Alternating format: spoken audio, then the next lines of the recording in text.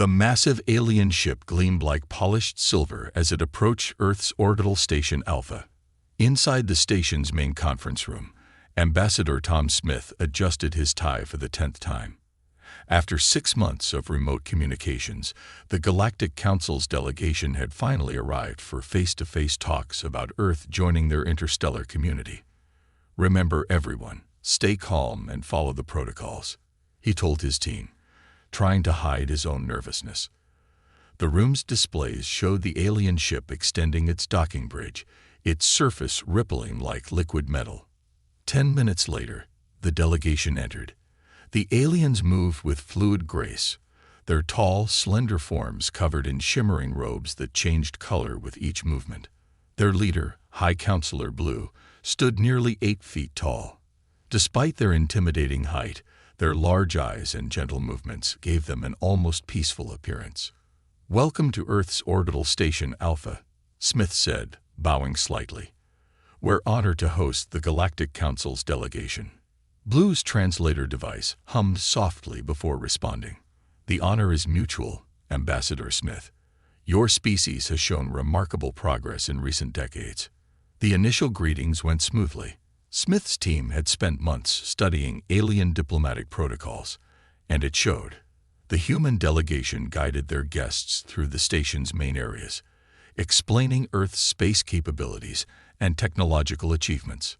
Everything was going perfectly until they reached the station's commercial sector.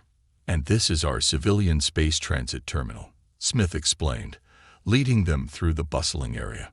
"We have regular passenger ships traveling between Earth, Mars, and our lunar colonies." Blue stopped suddenly, their robes shifting to a deep purple. The aliens' eyes fixed on a large advertisement display, showing a massive cruise ship floating in Earth's orbit. The video showed smiling humans walking on deck, swimming in pools, and dining in restaurants. "Ambassador Smith," Blue's voice had an odd tone. "What is this facility?" "Oh, that's the newest luxury cruise ship, the Star Wanderer. It's a pleasure vessel, that." "Pleasure vessel?" Another alien counselor interrupted, their robe flashing a bright yellow. "You confine your people in such a structure for pleasure?" Smith blinked in confusion. "Well, yes. People pay good money to." "They pay?" Blue's translator couldn't quite capture the mix of horror and disbelief in their voice. The entire alien delegation's robes had shifted to various shades of alarmed colors.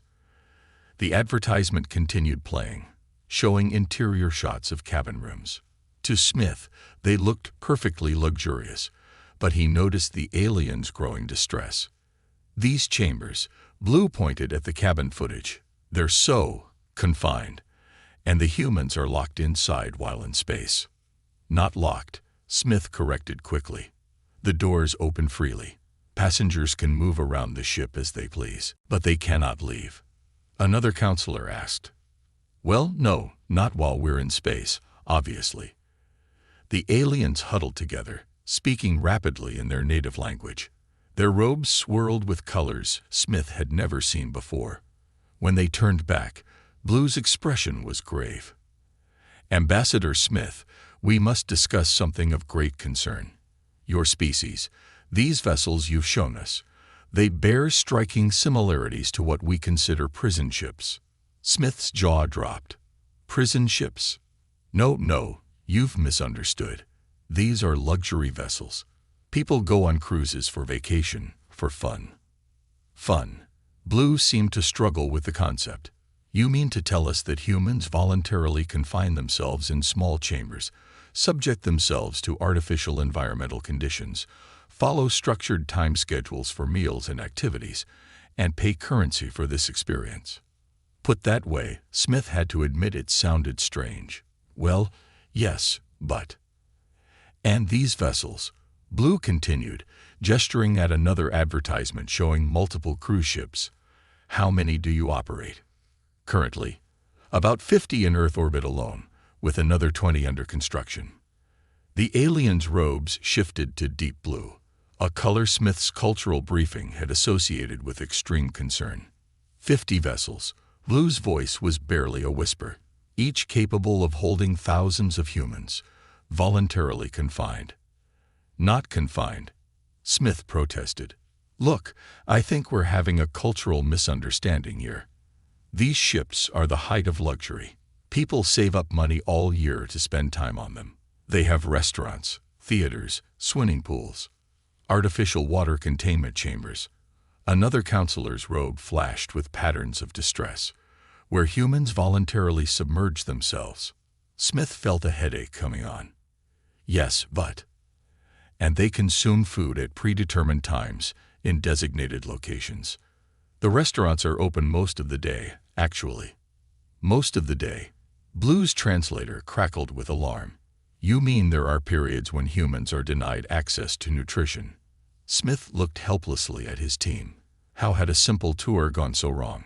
The aliens were now examining every cruise ship advertisement with increasing agitation, pointing out what they saw as signs of mass imprisonment.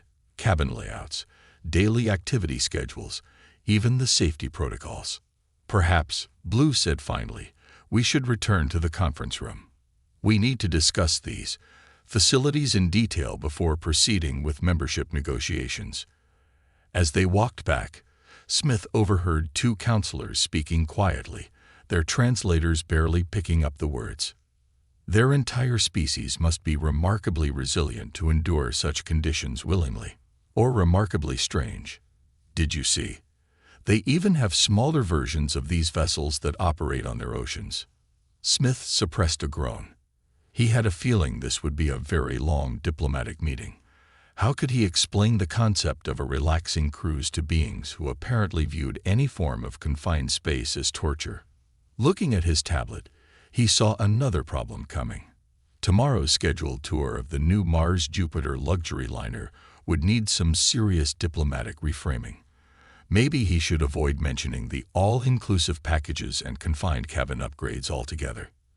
At least they hadn't seen the advertisements for submarine tours yet. Ambassador Smith sat in his office, surrounded by holographic displays showing various cruise ship brochures.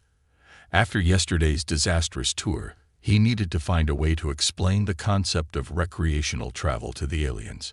His head throbbed as he remembered High Counselor Blue's final words from the previous day. We cannot, in good conscience, admit a species that imprisons its own people for entertainment. A soft chime announced the arrival of Dr. Kate Wilson, Earth's leading xenobiologist. She walked in carrying several data tablets. Please tell me you have good news, Smith said, rubbing his temples. Well, she said, settling into a chair, I've been studying the Galactic Council's species profile. Their homeworld has no large bodies of water, only scattered shallow pools. They evolved in vast open plains and never developed any concept of enclosed recreational spaces. That explains their reaction to the swimming pools, Smith muttered. It gets better, Wilson continued. Their species experiences severe anxiety in enclosed spaces. Even their spaceships are designed with massive open areas and virtual sky projections. The idea of voluntarily entering a confined space for fun is literally incomprehensible to them. Before Smith could respond, his communication panel lit up. The aliens had arrived for their scheduled meeting.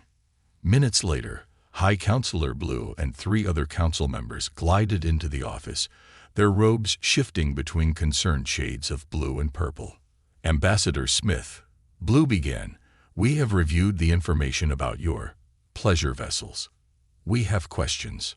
Smith gestured toward the seats, but the aliens remained standing. Another cultural difference, they preferred to move freely during discussions. These advertisements, Blue waved a slender hand, and one of their assistants projected an image of a cruise ship's interior. They show humans in formal attire, following specific dress codes for different ship areas. This is clearly a form of enforced uniformity. Actually, Wilson stepped in, humans enjoy dressing up for special occasions. It's part of the experience. They enjoy being told what to wear. An alien counselor's robe rippled with confusion. Not told, Smith explained. Choosing to wear elegant clothes for elegant events. Like how your robes change colors to match your emotions. It's a form of expression. The aliens conferred briefly in their native language, and these structured activities. Blue pointed to a cruise itinerary, designated times for entertainment, exercise, and social interaction. Those are optional, Smith said quickly. Nobody has to participate. They're suggestions, not rules. Optional imprisonment is still imprisonment, one of the counselors stated firmly. Smith fought the urge to bang his head against his desk. Instead, he pulled up a new hologram, passenger reviews of various cruises. Look at these testimonials. People describing their experiences as relaxing, rejuvenating, the best vacation ever. These aren't prisoners. They're happy customers. The aliens studied the reviews with their large eyes, their robes swirling with patterns that suggested deep thought. Perhaps, Blue said slowly, we should discuss the concept of vacation. Our data suggests it means a period of voluntary cessation of regular duties. Yes, Smith latched onto this glimpse of understanding. Humans work hard, and sometimes they need time to rest and recover. Cruise ships provide a chance to relax without worrying about daily responsibilities. By being confined in a floating metal structure, an alien counselor's robe flashed skeptical patterns. Wilson stepped in again. Think of it this way. Humans evolved in environments where finding food, shelter, and safety required constant effort. Having all our needs met in a comfortable, controlled environment can be deeply relaxing for us. Fascinating, Blue murmured, and disturbing. Your species finds comfort in conditions we would consider psychologically damaging. Different evolutionary paths, different comfort zones, Wilson explained. Just as you need open spaces, we sometimes enjoy cozy ones. Cozy. The translator struggled with the word. Comfortable because it's enclosed, Smith tried to explain. Like how some humans enjoy being wrapped in warm blankets. This led to a 10-minute tangent explaining blankets, during which the aliens' robes displayed entirely new patterns of bewilderment. Let us confirm our understanding, Blue said finally. Humans voluntarily enter these vessels, knowing they will be surrounded by walls and artificial environments, following suggested schedules and dress codes, eating at regular intervals. Yes, Smith nodded encouragingly. And they do this because it removes the stress of making constant survival decisions. That's actually a pretty good way to put it. The aliens conferred again, their robes shifting through various shades of contemplation. We have another concern, Blue announced. These cruise ships appear to be training facilities for space travel. You are conditioning your population to accept confined spaces and regulated schedules. Smith blinked. What? No, that's not. The evidence is clear, another counselor interrupted. These vessels prepare humans for long-term space missions by normalizing confined living conditions. It is a clever strategy. Wilson caught Smith's eye and gave a slight nod, maybe letting them believe this was better than further attempts to explain tourism. We will need to discuss this development with the full council, Blue declared. A species capable of voluntarily adapting to confined spaces could be valuable to the galactic community. As the aliens filed out, Smith collapsed in his chair. Well, that went differently than expected. Wilson smiled. Look on the bright side. They'd gone from thinking we're running prison ships to thinking we're running secret training programs. That's progress, right? I suppose. Smith looked at his schedule and groaned. Tomorrow they want to discuss theme parks. How do I explain roller coasters to a species that fears enclosed spaces? One cultural misunderstanding at a time. Wilson patted his shoulder. At least they haven't discovered water parks yet. Through the window, they watched the alien ship orbiting above, its vast, open decks a stark contrast to the cruise ships below. Smith made a mental note. If Earth joined the Galactic Council, someone would make a fortune designing cruise ships with both human and alien comfort zones in mind. He just hoped the aliens never found out about camping. This is either going to be a huge success or a diplomatic disaster. Ambassador Smith muttered as he watched the alien delegation approach the boarding area of the Paradise of the Seas. Earth's largest cruise ship floated majestically in low orbit, its 18 decks gleaming in the sunlight. High Counselor Blue and 5 other alien representatives moved cautiously along the transparent boarding tube, their robes swirling with colors that suggested a mix of anxiety and curiosity. Dr. Wilson walked beside them, offering reassurance about the ship's safety features. Captain Laura Reed waited at the ship's entrance, her crisp white uniform drawing concerned glances from the aliens. "Welcome aboard the Paradise of the Seas," she said with a warm smile. "We've prepared a complete tour of our facilities. Your containment uniform is very authoritative," Blue observed, robe flickering with worry. "It's a tradition dating back centuries," Smith explained quickly. "Ship captains wear white as a symbol of cleanliness and safety." "Ah, a hygiene protocol. This we understand." The aliens' robes settled into slightly calmer patterns. The tour began in the ship's grand atrium, a space deliberately chosen for its high ceilings and open design. Even so, Blue's delegation huddled close together, their robes rippling with nervous energy. "This is our main gathering space," Captain Reed explained. "Passengers come here to..." She was interrupted by a group of laughing children running past, chasing floating bubble toys.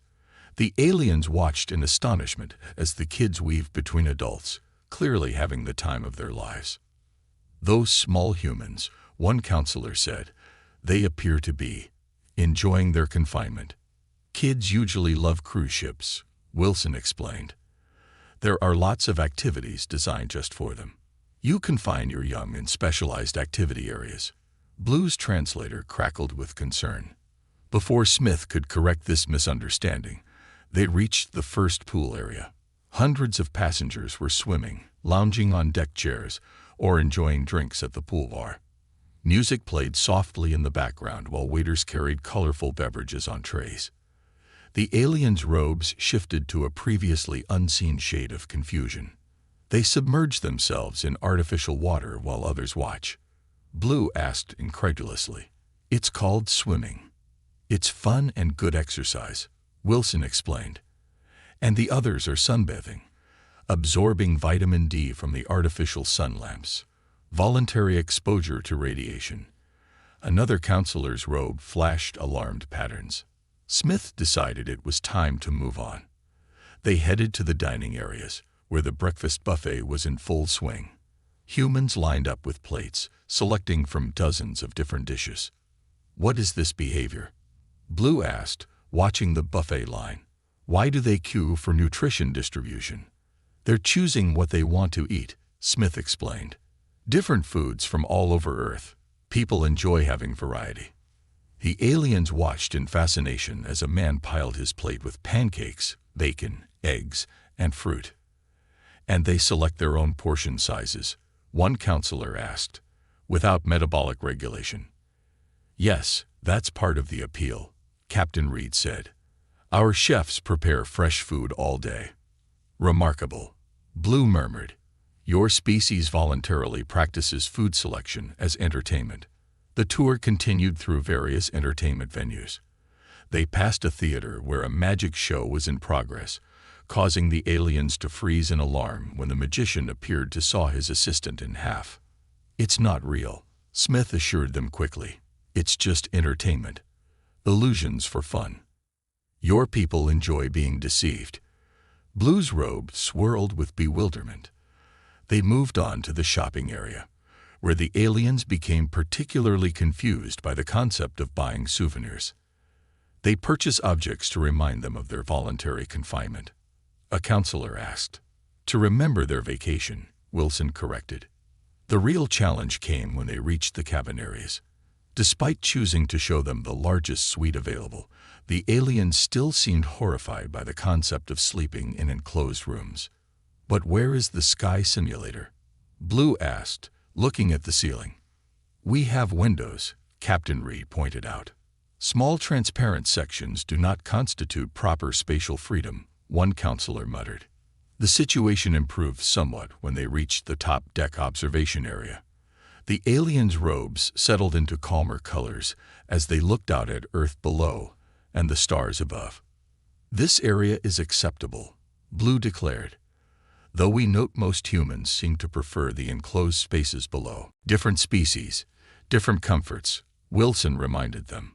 The tour's final stop was the ship's booking office, where they witnessed something that seemed to particularly disturb the aliens. Humans eagerly signing up and paying for future cruises. They are so eager for confinement that they reserve it in advance. Blue asked.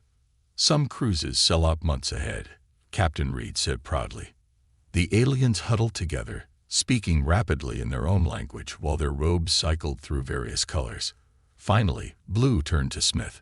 "Ambassador, we have reached several conclusions.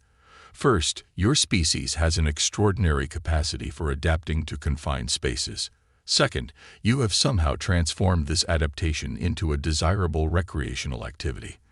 Third, you have developed an entire economic system around voluntary confinement." "That's one way to put it," Smith said carefully. "Most remarkably," Blue continued, "your people appeared genuinely happy in these conditions. We observed no signs of distress, despite the clear lack of proper spatial freedom." "So you understand these aren't prison ships?" Smith asked hopefully. "We understand that they are something far more fascinating," Blue replied. "They are evidence of your species' unique psychological flexibility. This could be valuable to the galactic community." As they headed back to the boarding tube, Smith noticed Blue taking one last look at the happy passengers enjoying their confinement. "Tell me, Ambassador," Blue asked quietly, "do all humans adapt so well to enclosed spaces?" "Most of us do fine," Smith replied. "Some even prefer them." "Fascinating." Blue's robe rippled with thoughtful patterns. "The Council will need to seriously reconsider humanity's potential role in galactic affairs." Walking back to their ship, Smith overheard two counselors speaking. "If they enjoy this level of confinement for pleasure, imagine their potential for long-term space missions." "Indeed, though we should probably wait to show them our deep space vessels. They might find them uncomfortably spacious." Smith smiled. Sometimes a misunderstanding could turn into an advantage. He just hoped they never had to explain the concept of submarine tours to the Council. Back in Earth's orbital station, Ambassador Smith sat in a conference room with Dr. Wilson and Captain Reed, watching the recordings from their cruise ship tour. On the main screen, High Counselor Blue and the other aliens were discovering the mini golf course, their robes cycling through colors of confusion as they watched humans deliberately hit small balls into tiny holes. "They've been in closed meetings for 3 days now," Smith said, pausing the recording. "Either we've completely ruined our chances of joining the Galactic Council, or we've somehow impressed them," Wilson finished. "Did you notice how their robes changed color when they saw the children's play area? That wasn't just confusion. There was something else there." Before they could discuss it further, the room's communication panel lit up with an urgent message. The alien delegation requested an immediate meeting. 20 minutes later, High Counselor Blue and a new group of alien experts glided into the room. Their robes displayed complex patterns none of the humans had seen before. "Ambassador Smith," Blue began, "we have spent considerable time analyzing what we learned aboard your recreational vessel. We have questions about human psychology." Smith nodded cautiously. "Dr. Wilson would be happy to. Your species deliberately seeks out confined spaces for relaxation," one of the new aliens interrupted. Its robe identified it as a xenopsychologist. "This trait appears throughout your culture. You build small rooms for sleeping, enclosed vehicles for transportation, and now these massive ships for entertainment." "Well, yes," Wilson replied. "Humans often find comfort in what we call cozy spaces, and this trait develops naturally." Another alien expert asked. "Without genetic modification?" "Completely natural," Wilson confirmed. "Though some humans prefer open spaces, most of us are comfortable in enclosed environments from childhood." The aliens conferred briefly, their robes swirling with excited patterns. "Show them," Blue instructed. One of the aliens activated a holographic display. It showed a massive spacecraft, unlike anything the humans had seen before. Its interior was a vast, open space with barely any walls or divisions. "This is a standard Galactic Council deep space vessel," Blue explained, "designed for long-term exploration missions. No species we have encountered can crew these ships effectively for more than a few months. The psychological strain of enclosed spaces, even ones as open as this, becomes unbearable." Smith looked at the ship's specifications, scrolling past. "Those are very large ships."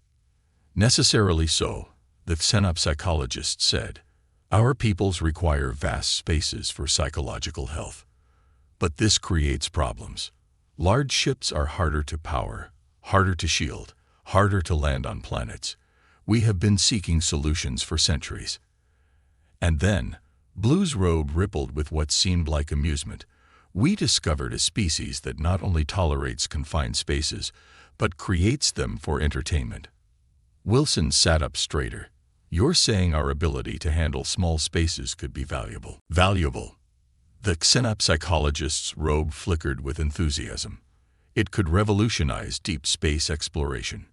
Your cruise ship crews live in smaller quarters than our emergency escape pods." Captain Reed smiled. "Those are actually our luxury cabins.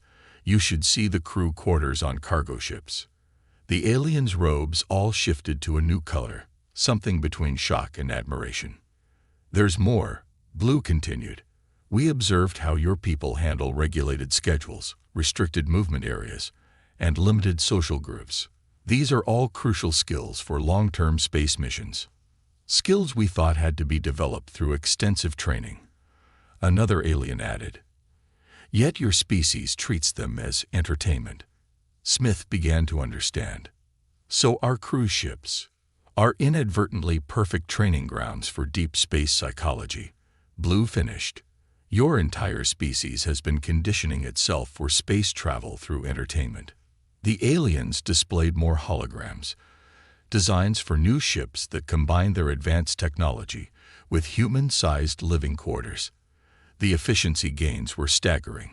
"A ship this size," Blue explained, pointing to one design, with human-scaled crew areas, could operate with 1/3 the power requirements of our current vessels. It could reach other galaxies in a single generation. "And you think humans would be interested in crewing these ships?" Smith asked. The xenopsychologist's robe rippled with what might have been laughter. "Ambassador, we watched humans pay currency to live in smaller spaces than these. We believe finding volunteers will not be difficult." "There is, however, one concern," Blue said. "We noticed many of your people engaged in an unusual behavior during the cruise ship tour. They stood at windows or on open decks, looking at the stars with what our emotion sensors detected as longing." Wilson smiled. "Humans have always dreamed of exploring space. We're comfortable in small spaces, but we use them as a way to reach big ones." The aliens conferred again, their robes displaying complex patterns of excitement and consideration. "Ambassador Smith," Blue announced finally, "the Council has a proposal. We believe humanity's unique psychological adaptations make you ideal partners for our deep space exploration program. Would your people be interested in helping us reach the stars?" Smith looked at Wilson and Reed, who were both grinning. "I think we might know a few million humans who would jump at the chance." "Excellent." Blue's robe shifted to a bright, pleased color. "Though we should discuss one other matter. Our sensors detected multiple humans on your cruise ship engaging in something called karaoke. Is this some form of ritual combat?" "Actually," Smith said, trying not to laugh, "that's another form of entertainment, though some might call it combat." As the meeting continued, Smith couldn't help but smile at the irony.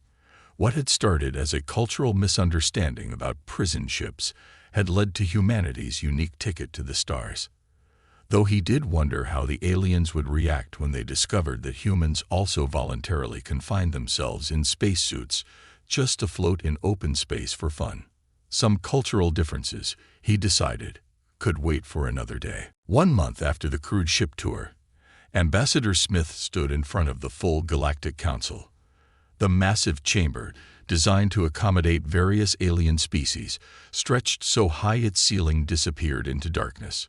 Around him, hundreds of delegates from different worlds sat in rising tiers, their robes creating a swirling ocean of colors. High Counselor Blue stood at the central podium, addressing the assembly.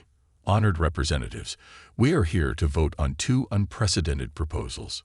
First, the admission of humanity to the Galactic Council. Second, the creation of a new joint space exploration initiative, with humans as primary crew members. A low murmur filled the chamber as various species discussed among themselves. Their translators created a soft buzz of overlapping languages. Before we vote, Blue continued, Ambassador Smith has prepared a presentation about humanity's unique qualifications. Smith stepped forward, trying to hide his nervousness. The next few minutes could determine humanity's future among the stars. Behind him, a holographic display activated, showing the paradise of the Seas cruise ship. Distinguished council members, he began, this is not, as some of you first assumed, a prison ship. This is how humans choose to spend their vacations. The chamber erupted in shocked whispers. Smith had expected this reaction. Dr. Wilson had helped him prepare for it. Yes, we voluntarily live in enclosed spaces. Yes, we find comfort in regulated environments. And yes, we pay for the privilege. He paused as the translators caught up. But more importantly, we use these experiences to dream of something bigger. The display changed to show humans throughout history. Ancient sailors in tiny cabins crossing vast oceans, submariners exploring the deep in cramped vessels, astronauts in confined capsules reaching for the moon. My species has always used small spaces to reach big ones, Smith continued. We're comfortable in confined areas not because we love confinement, but because we love exploration more. The display shifted to the new ship designs, the hybrid vessels that combined alien technology with human-scaled living quarters. Your deep space ships are magnificent, Smith said, but they're too large to be efficient. Our ability to live comfortably in smaller spaces could revolutionize space exploration. We don't see it as a hardship. We've been practicing for this our entire history. A delegate from a gaseous species spoke up, its translator crackling. But what about the psychological strain?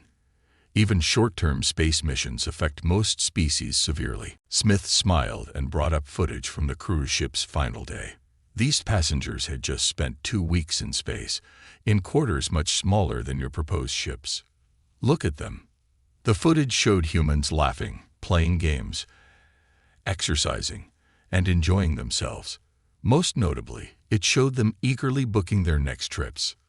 We don't just tolerate these conditions, Smith explained. We seek them out. We enjoy them. And most importantly, we use them to fuel our dreams of exploring further. Another delegate, a crystalline being, chimed in. But surely your species must have some limits.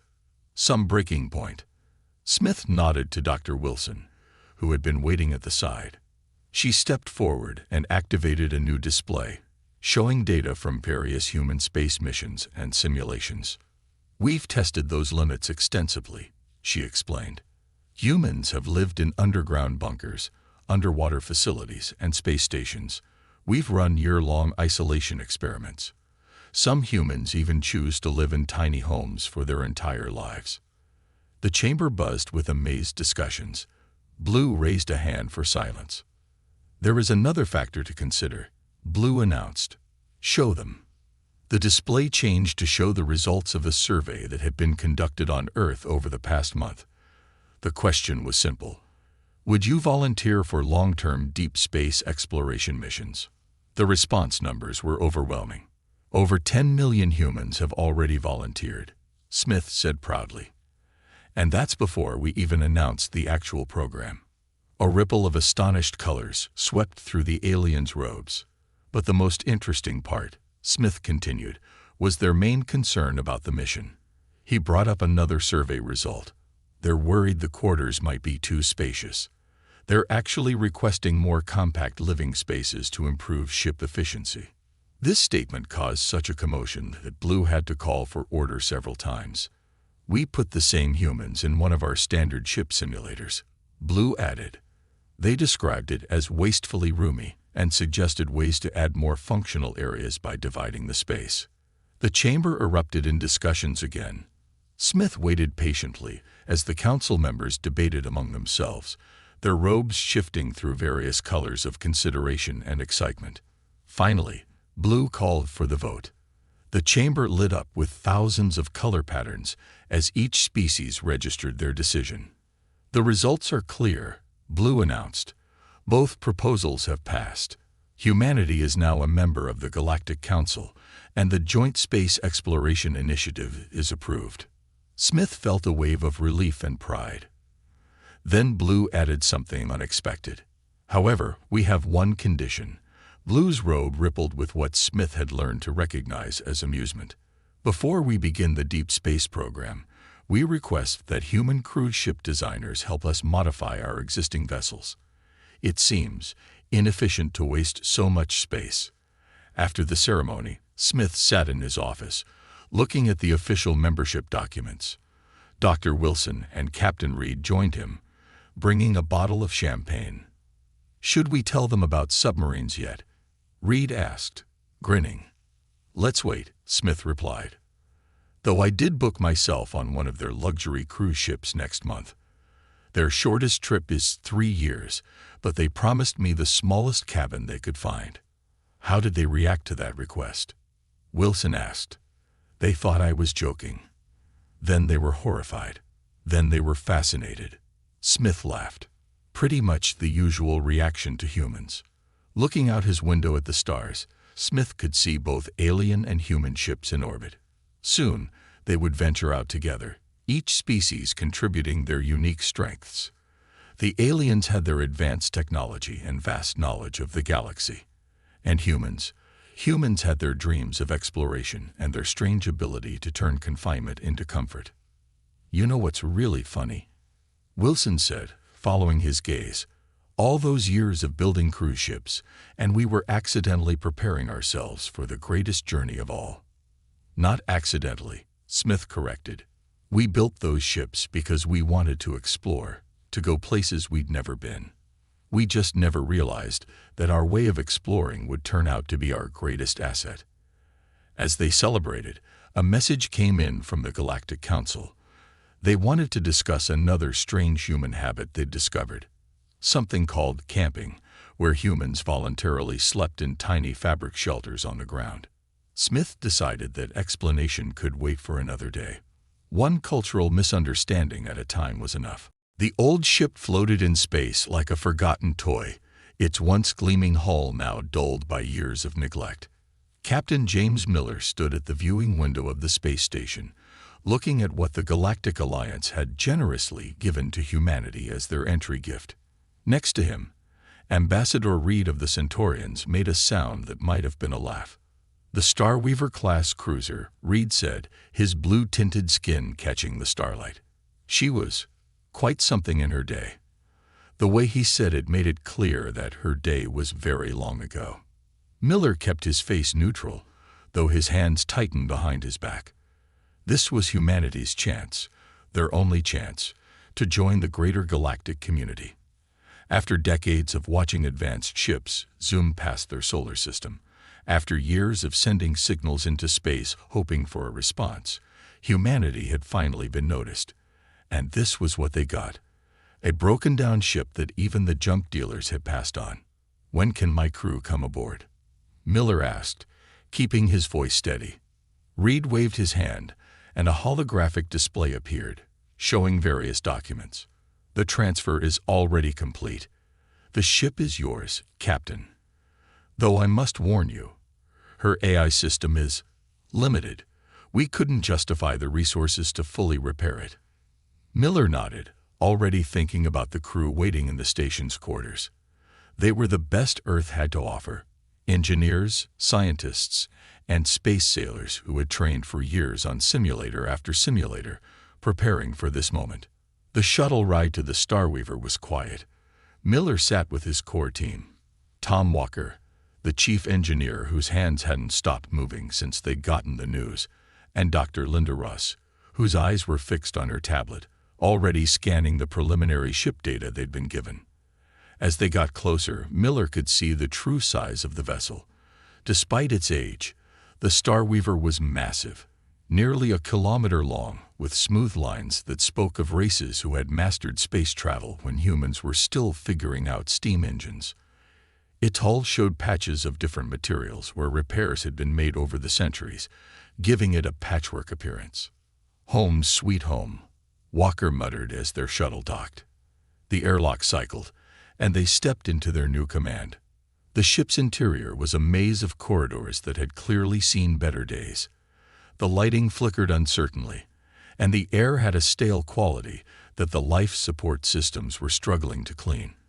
Their footsteps echoed on metal floors that had once been covered with something more elegant, now long since stripped away. "We should try to boot up the AI first," Ross suggested, her fingers dancing over her tablet. "If it's even partially functional, it could help us understand the ship's systems better." Miller agreed, and they made their way to the bridge. The command center was a circular room with stations arranged in a pattern that seemed odd to human sensibilities. The chairs were designed for bodies different from their own, and many of the displays showed signs of age or damage. Walker went straight to what looked like an engineering console and began working. "These systems, they're incredible, even with the damage. The redundancies alone. I've never seen anything like it." Redundancies were considered inefficient by later designs, a voice said, making them all jump. A flickering hologram appeared in the center of the bridge, a simple geometric shape that pulsed with a weak light. "I am the ship's artificial intelligence system. Current functionality, 32.8% of original capacity." "Hello," Miller said, stepping forward. "I'm Captain James Miller. This is my crew. We're from Earth." The hologram flickered. "Earth. Accessing data. Human homeworld. Recently contacted species. Technological level. Category 3. Limited space travel capabilities. Curious. Can you tell us your name?" Ross asked, moving closer to study the hologram. "Original designation lost in database corruption.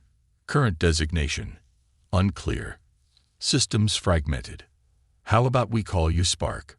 Walker suggested, not looking up from his console. "Since you're still burning after all this time." The hologram pulsed. "Designation accepted. Spark. Simple. Direct.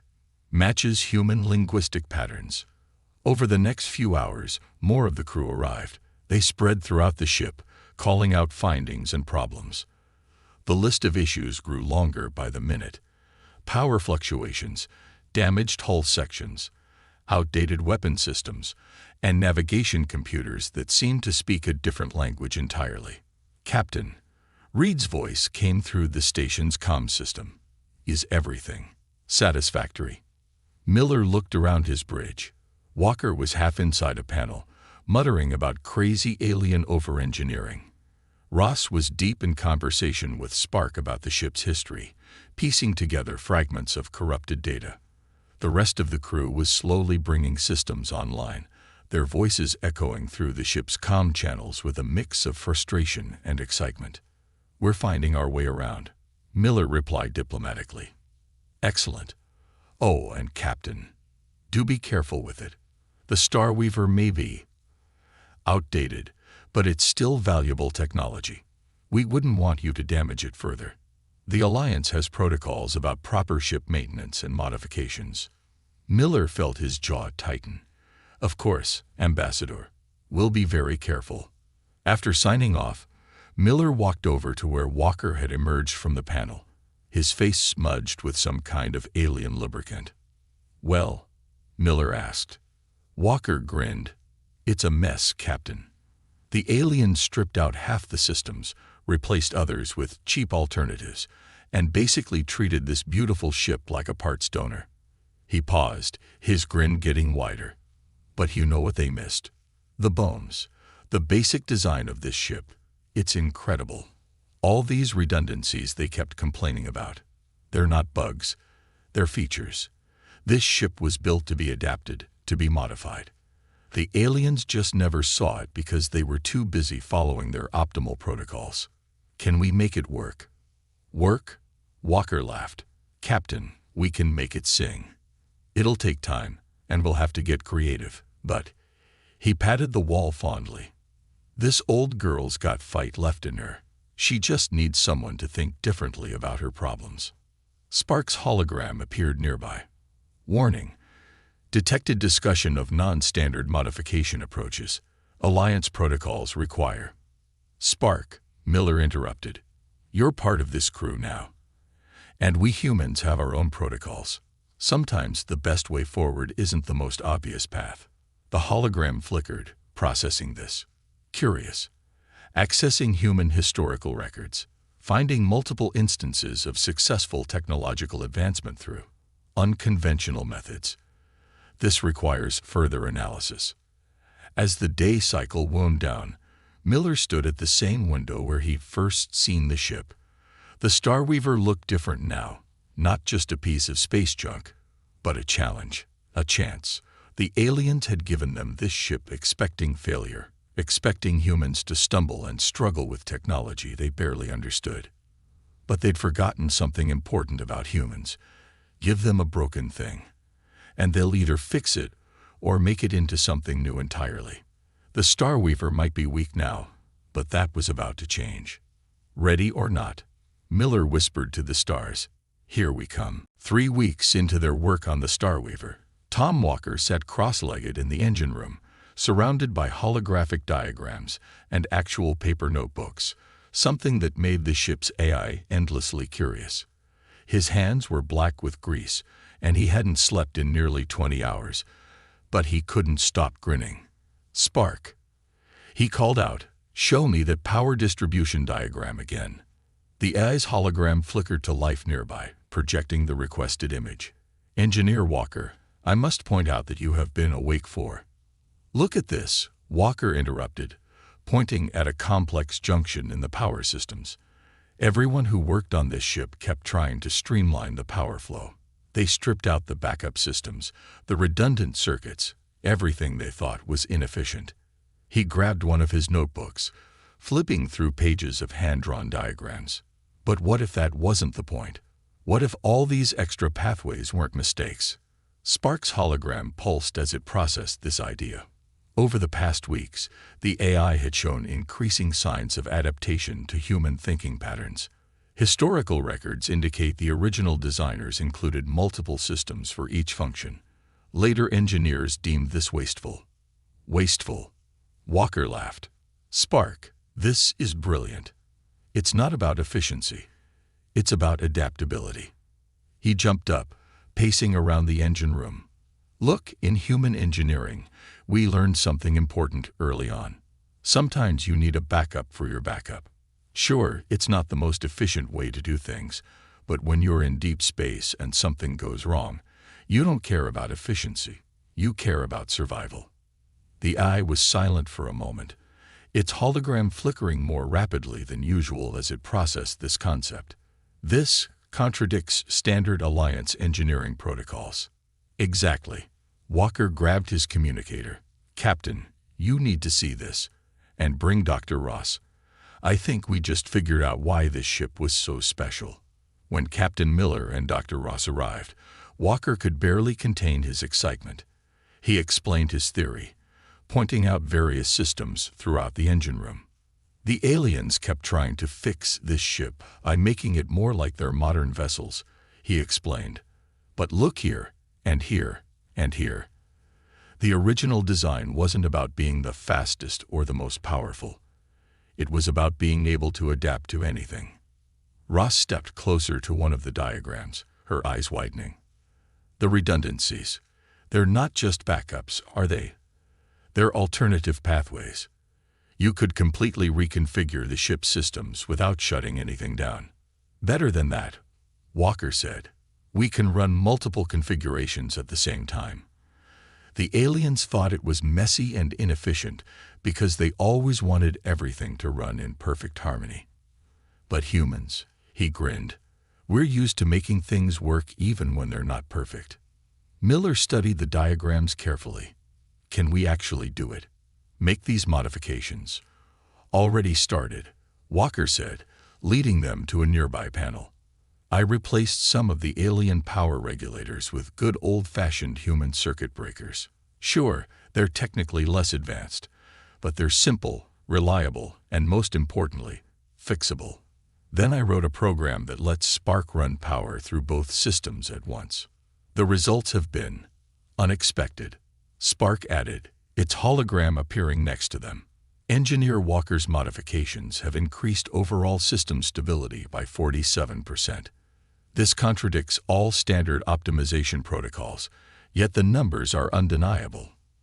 Over the next few days, the whole crew caught Walker's enthusiasm. They began finding ways to combine human technology with the ship's alien systems.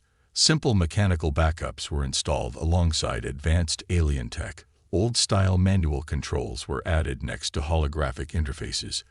The ship began to transform. It's like teaching the ship to think like a human, Ross observed one evening, watching crew members install what looked suspiciously like a bicycle chain mechanism next to a gravity generator. We're showing it that there's more than one way to solve a problem. The changes weren't just physical. Spark's performance began to improve dramatically. The AI started incorporating human problem-solving approaches into its calculations, leading to solutions that would have horrified Alliance engineers but worked remarkably well. I have been analyzing human historical records, Spark announced during one maintenance session. Particularly interesting are the concepts of jury rating and McGivering. These approaches to problem-solving are not found in Alliance databases.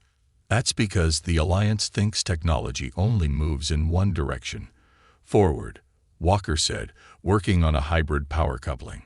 They don't understand that sometimes the old ways are still useful. The breakthrough came during a routine power test.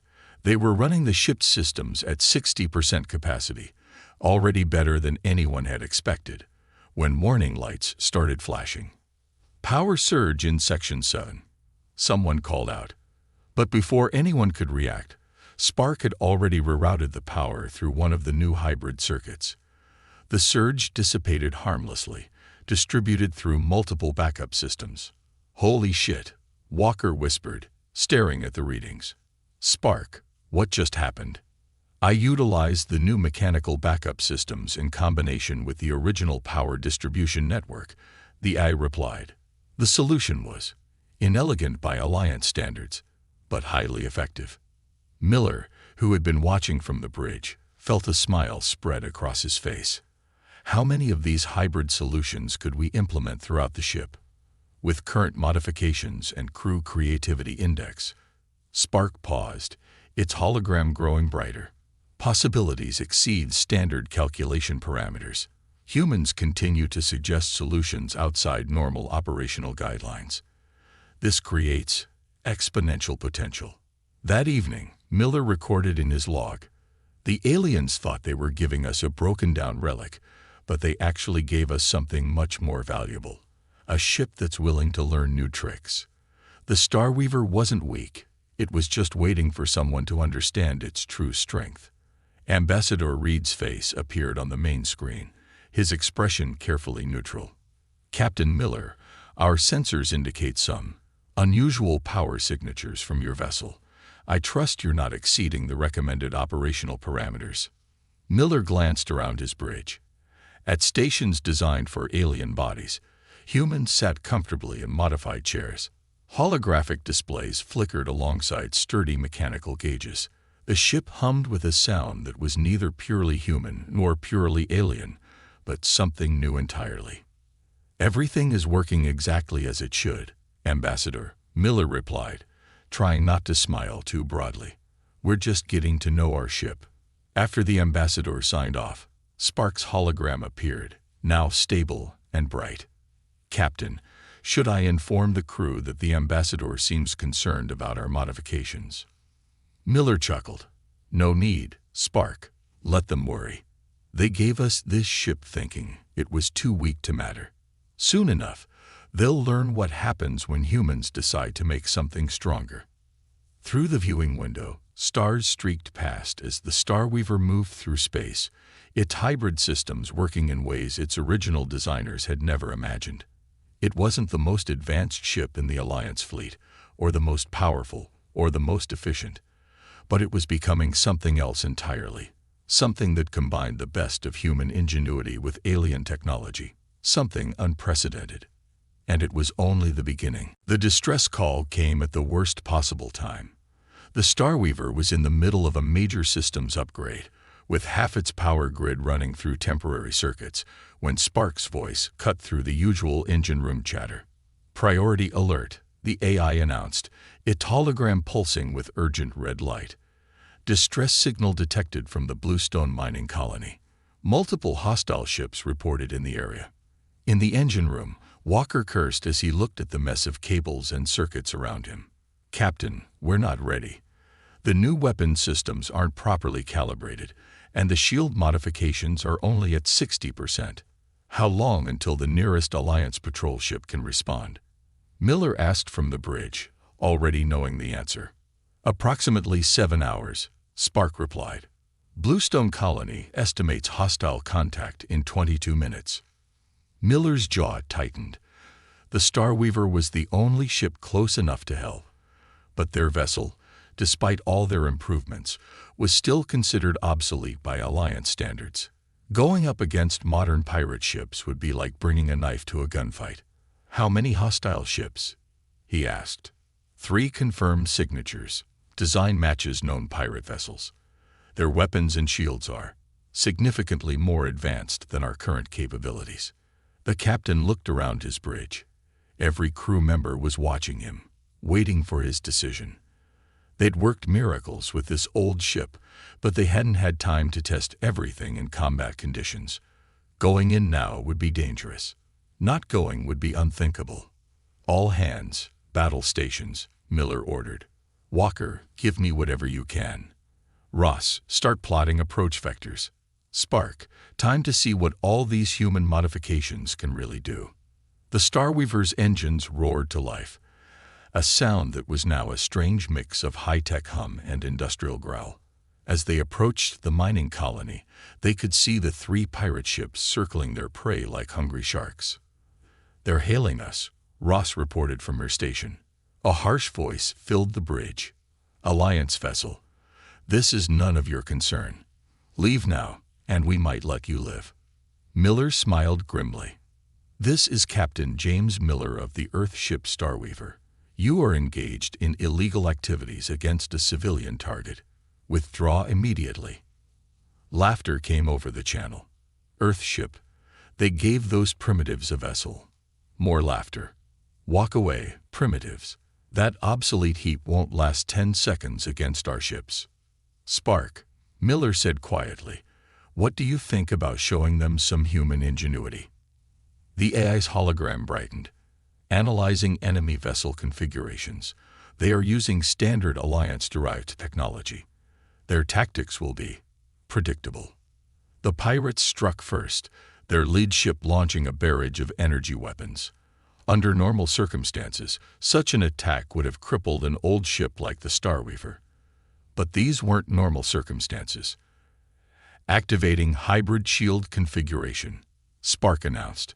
The ship's new defense system, a combination of alien energy shields and modified human electromagnetic deflectors, sprang to life. The pirates' attack scattered across it in a display that looked chaotic, but was working exactly as Walker had designed it to. "Impossible," the pirate leader's voice crackled. "Their shields should have failed." "Return fire," Miller ordered. "Show them what else we can do." The Starweaver's weapons might have been considered outdated, but humans had added their own touches. Instead of the elegant, focused energy beams favored by modern ships, their weapons spat out a combination of energy pulses and good old-fashioned projectiles, creating a spread that was much harder to defend against. One of the pirate ships took a hit, its shields flickering. They clearly hadn't expected to need full defenses against what they thought was a relic. "Their ships are attempting to interface with our systems," Spark reported. Standard Alliance cyber warfare protocols detected. Walker's voice came over the comm, filled with excitement. Let them try. They're looking for normal computer systems. Wait till they hit our mechanical backups. The pirates' attempt to hack their systems met a bizarre combination of alien computers and human mechanical switches. It was like trying to hack a computer only to find it was partly run by pulleys and levers. Their probing attacks crashed against defenses they weren't designed to handle. But the pirates weren't done. They spread out, trying to surround the Starweaver. Their ships were faster, more maneuverable. Under normal circumstances, they would have easily outmatched the older vessel. They're targeting our engine systems, Ross called out, trying to disable our maneuverability. Spark, Miller said, remember that trick Walker showed you? Executing unconventional power distribution now, the AI replied, a note of what almost sounded like enthusiasm in its synthetic voice. The pirate's shot hit home. But instead of disabling the Starweaver, the energy was caught in one of Walker's jury-rigged systems. The ship's engines hiccuped, then roared as they turned the attacker's own energy against them, using it to power a burst of speed that caught the pirates completely off guard. What the hell kind of ship is this? One of the pirates demanded over the open channel. Miller allowed himself a small grin, the kind that learns new tricks. The battle continued, with the pirates growing increasingly frustrated as their standard tactics failed against the Starweaver's hybrid systems. When they tried to overload the ship's power grid, they found their energy dispersed through multiple redundant systems. When they attempted precise targeting of critical systems, they discovered that the humans had installed backups for their backups. Hull breach in Section 4, someone called out. Sealing breach with emergency force field, Spark responded instantly. Force field failing, Ross reported. Activating mechanical emergency bulkheads, Walker's voice cut in. The sound of heavy metal doors slamming shut echoed through the ship, an ancient but effective solution working alongside the most advanced technology. The pirates' frustration turned to desperation as they realized they couldn't disable the Earth ship through normal means. They began making mistakes, their coordinated attack breaking down into individual ships trying to save themselves. Target their engines, Miller ordered. Let's end this. The Starweaver's weapons might not have been most powerful, but Walker and his team had made them incredibly flexible. The ship fired a combination of energy beams and physical projectiles that overwhelmed the pirates' more sophisticated but less adaptable defenses. When it was over, 2 pirate ships were disabled, their engines dark, and the third was retreating at full speed, leaving their would-be victims safely behind. Alliance patrol ships will arrive in 5 hours, 43 minutes, Spark reported. The mining colony is safe. A cheer went up from the crew. They'd done it. Their first real combat against superior forces, and they'd won. Captain, Spark said, its hologram appearing next to Miller's chair. I have been analyzing the battle. The pirates' tactics were technically superior, their ships more advanced. By all standard Alliance combat protocols, we should have been defeated. Miller nodded. But they didn't count on human creativity, did they? Or on an eye willing to think outside the box? No, Spark agreed. They did not expect us. The word hung in the air. Us. Not human and AI.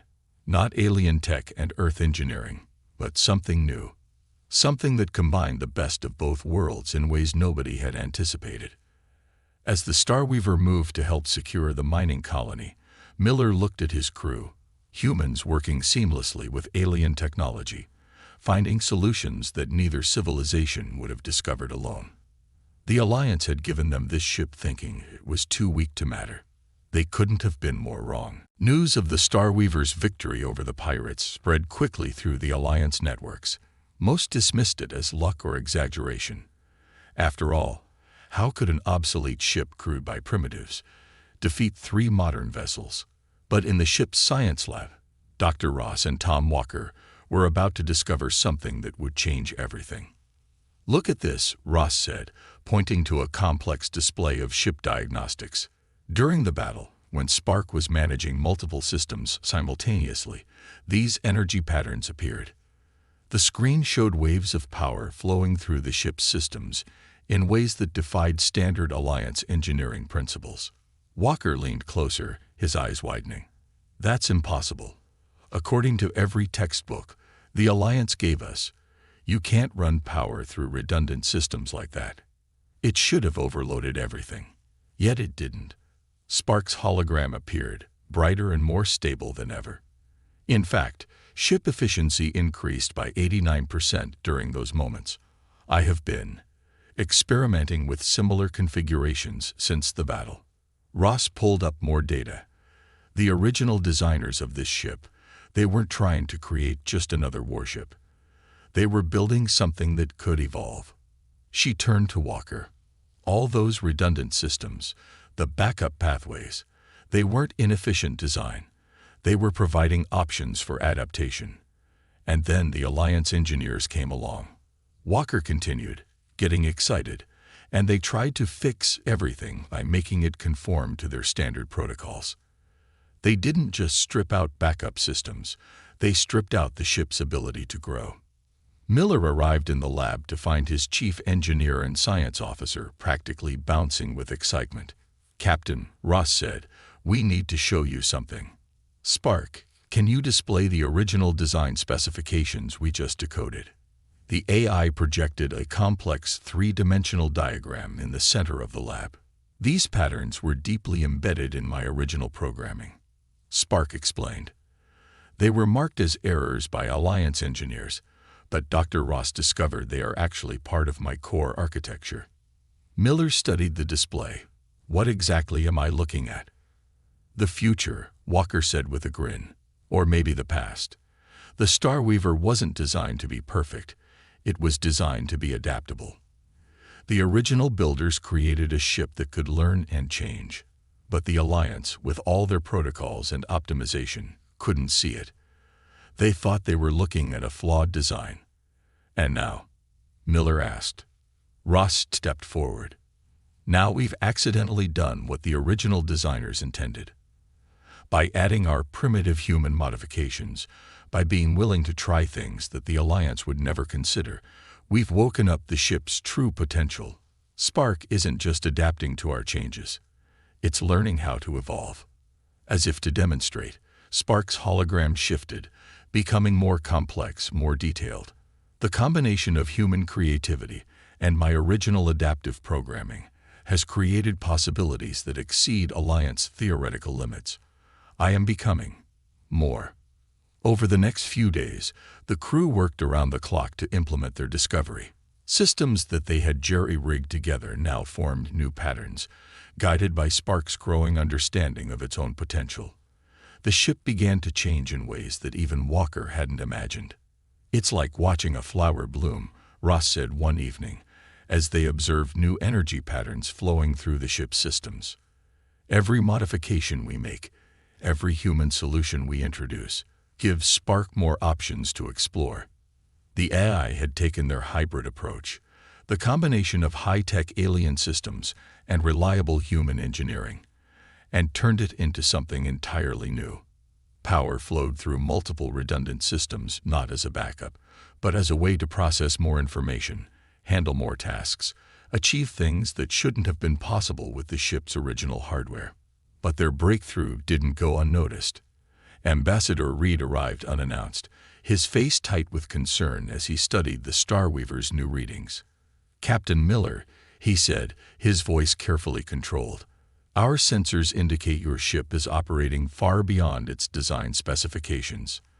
This is concerning." Miller met the ambassador's gaze steadily. "The ship is operating exactly as it was meant to, Ambassador. We just had to understand it properly first." "You don't understand," Reed insisted. "These readings, they're higher than some of our most advanced vessels. This ship was supposed to be a gesture, a symbolic gift to welcome humanity into the Alliance. It wasn't supposed to." He trailed off. "Wasn't supposed to work," Walker suggested from his station.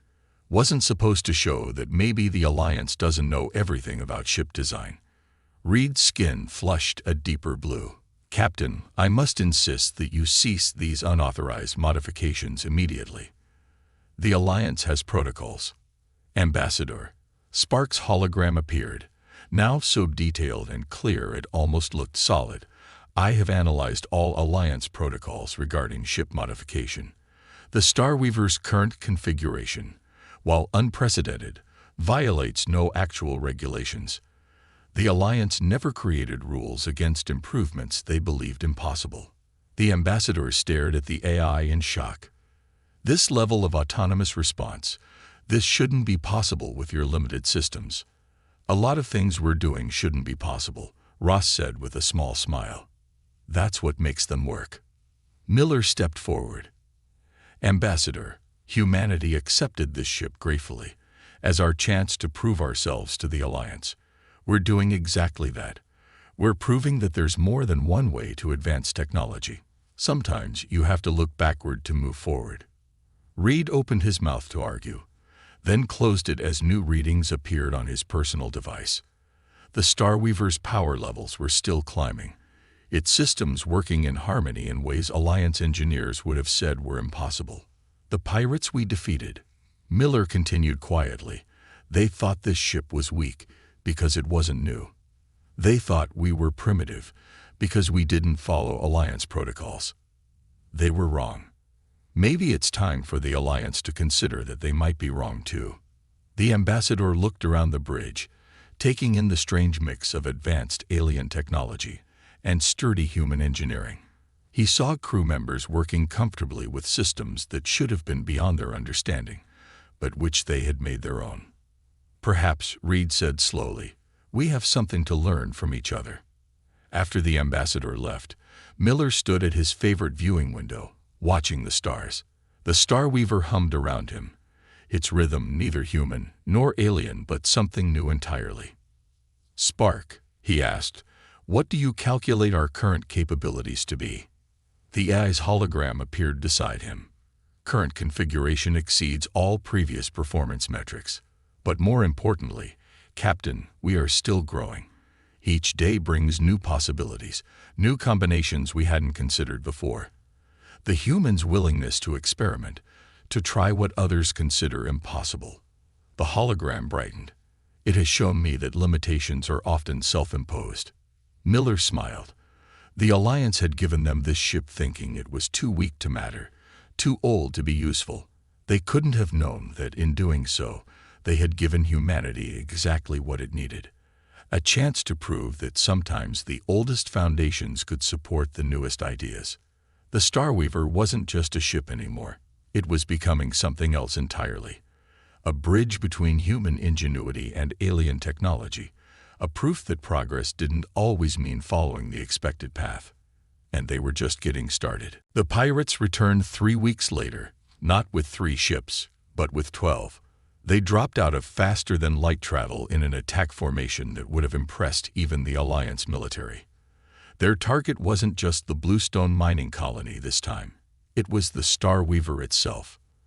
Well, Miller said from his captain's chair, watching the enemy fleet appear on their screens, looks like we got their attention. Multiple weapon signatures detected.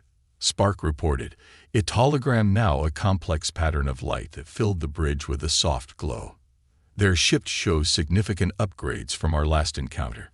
They appear to have acquired military-grade Alliance technology. Walker's voice came over the comm from engineering. They think they know what they're up against now. They're wrong. The pirates' leader appeared on their main screen, his scared face twisted in a sneer. The famous Earth ship. My associates lost face because of you. The Alliance may tolerate your violations of proper ship protocols, but we're not so forgiving. Miller leaned forward in his chair. Last chance to retreat. We've made some improvements since our last meeting. The pirate laughed. 12 ships against 1 obsolete vessel. Your human arrogance is amusing. The screen went dark. All hands, battle stations. Miller ordered calmly. Spark, show them what we've learned. The pirates attacked in perfect coordination, their formation designed to overwhelm the Starweaver's defenses with sheer firepower. Under normal circumstances, even the most advanced Alliance ship would have struggled against such odds. But the Starweaver wasn't normal anymore. As the first wave of enemy fire approached, the ship's hybrid defense systems activated. Energy shields merged with electromagnetic deflectors in patterns that shouldn't have been possible, creating defensive layers that adapted and shifted faster than the pirates could adjust their targeting. "Their weapons are having minimal effect," Ross reported from her station, grinning. "Shield efficiency at 140%. And rising." "That's impossible," one of the pirates shouted over the open channel. Walker's laugh echoed through the ship's comm. "Impossible is what we do best. Spark, let's show them that new trick we've been working on." The Starweaver's response wasn't the elegant, precise attack that Alliance ships favored. Instead, it was a combination of energy weapons, physical projectiles, and electromagnetic pulses, all coordinated by Spark's evolved consciousness in ways that created chaos in the pirates' formation. "Enemy ships attempting to hack our systems," Spark announced, its hologram pulsing with what looked almost like amusement.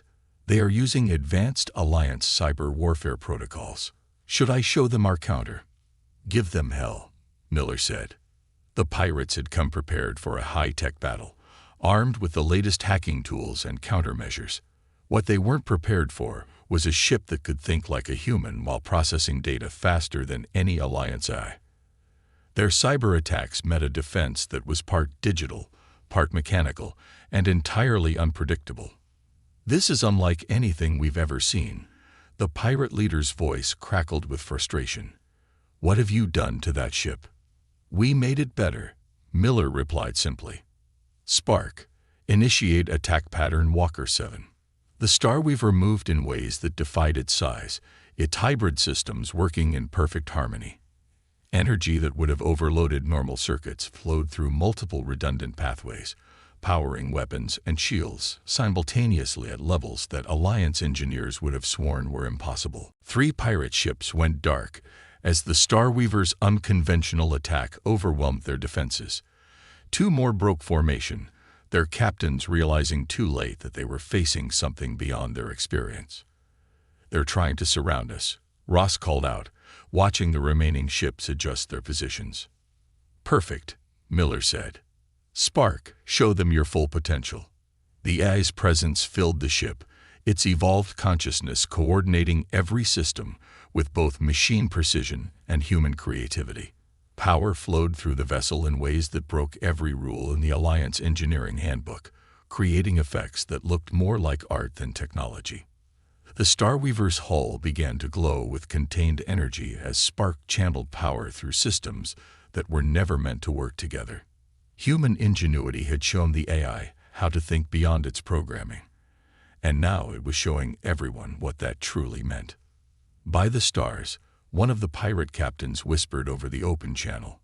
"What is this ship?" The answer came in a display of power that lit up space like a newborn sun.